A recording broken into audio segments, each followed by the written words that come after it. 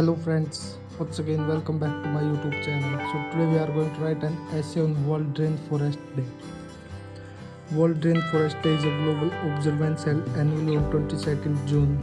It is a day dedicated to raising awareness about the importance of rainforest and promoting efforts to protect and conserve them.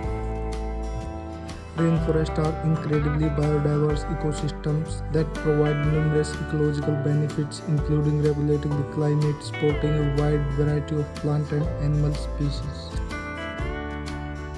and supplying essential resources.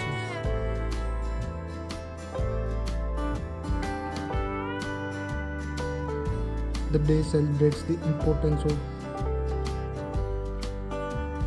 healthy standing rainforest for climate, biodiversity, culture and livelihoods, and convenes a global movement to protect and restore them.